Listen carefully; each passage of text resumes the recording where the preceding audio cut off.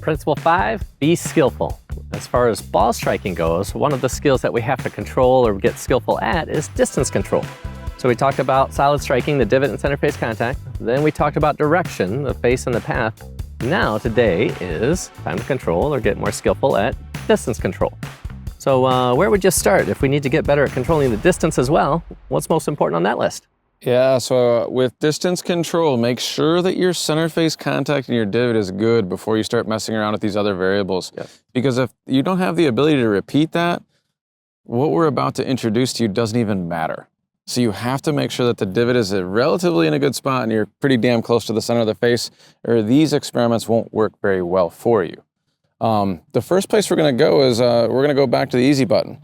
One of the things that controls distance is the length of the swing. So what we're gonna do here initially is we're just gonna play around with swinging the golf club different lengths.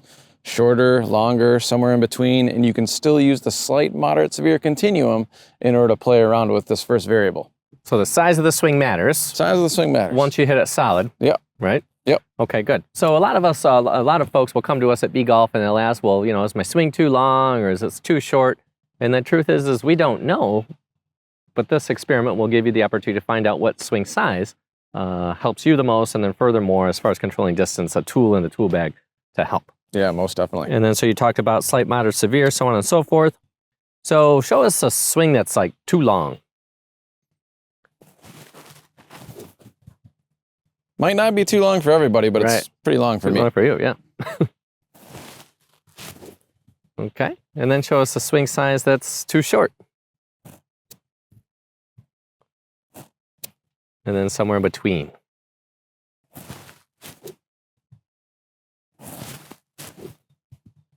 So back to being adaptable, being easily able to adjust the size of the motion, yeah? Yeah. This is really, really going to help in your wedge game too. So when you get into those 60-yard shots, 80-yard shots, what have you, the one-size-fits-all approach typically doesn't work. Yeah, that is true. All right, very good. And then so you talked about slight, moderate, severe. You'd have folks do this on the range? Yeah, most definitely. Great way to control distance with your wedges too. So, once you start getting inside of 100 yards, there's all these in-between zones. So as you're playing around with this, you can start to figure out what swing length is going to allow me to carry the ball certain distances.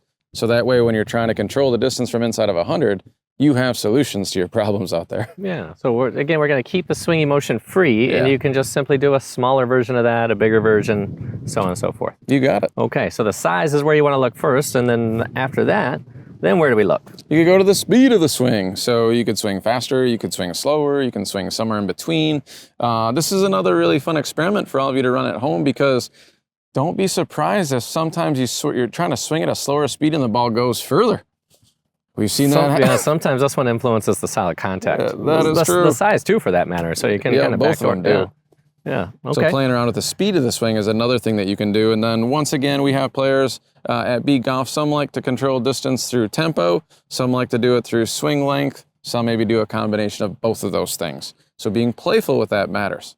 I think that's one of our aha moments, when we started coaching this way, is that we found out some people controlled it better through the tempo or the speed, and other folks regulated it better with the size. And then the problem with us is we didn't know who was who. So if we prescribed one solution for somebody who it didn't work for, we hurt that player. We didn't help them. That is true. Whereas this, we know for sure the size and the speed of the motion are two variables that, once it's solid, regulate the distance, and everybody's a little bit different. Yep.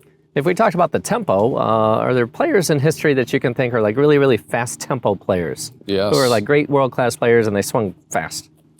Nick Price swings exceptionally fast. Yes. So if we went in there and said, hey, Nick, you're swinging a little too fast. You got to slow it down a little. We're probably going to ruin his career. So Nick Price on one, in my mind, Lanny Watkins or Tiger Woods at times, pretty fast.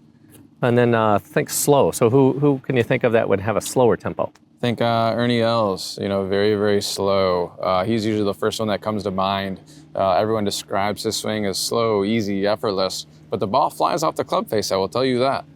So he's probably the one that I can think of off the top of my mind that I'd go watch him if you want to see what a slower tempo looks like. Yeah, very good. So the point here is, if we told Ernie Els he needed to speed up and swing like Tiger or Nick Price, ruin his career too. Ruin his. So the point is, again, the theme of this book is, there's no one size fits all. You are going to have to do your own homework, and as you're doing it, as you're already engaged in the book, size and speed. Yep. There's a third variable that will influence the distance goes. Talk about the easy button.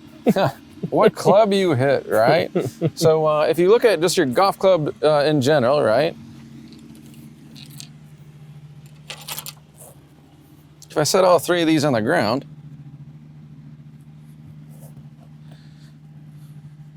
each one of these clubs, if you want to come on in here, George, and zoom in on these, they have a different amount of loft on the club face. So you notice the one on my far right here, the face is very flat. So the flatter the face, the further the ball is going to go. And then if you look at the wedge, which is this one over here, notice that the club face is angled backwards a good amount. So that ball is going to go higher and shorter. And then the 7-iron falls right in between those two. So the flatter the face, the further the ball goes. Then the more loft you see on the face, the less far the ball is going to go. So easy thing that you can do at home is if it's not going far enough and you feel like you're hitting it solid, Switch clubs. grab the next club in the bag. Another thing about these clubs, as you can tell, is the flatter face one is the longest and the most lofted club is the shortest. So the length of that club will also tell you a story about how far or short that ball will fly. Short clubs go short, long clubs go long. Yeah. So we got the size of the speed you're going to play around with, the speed of the swing you're going to play around with. People call that tempo in the golfing world. And then different club selection. So we've often found people get stuck doing the same thing over and over again. These experiments will really, really help you start to understand cause and effect and why the ball does what it does. Okay, keep training your skills and we'll look forward to seeing you soon.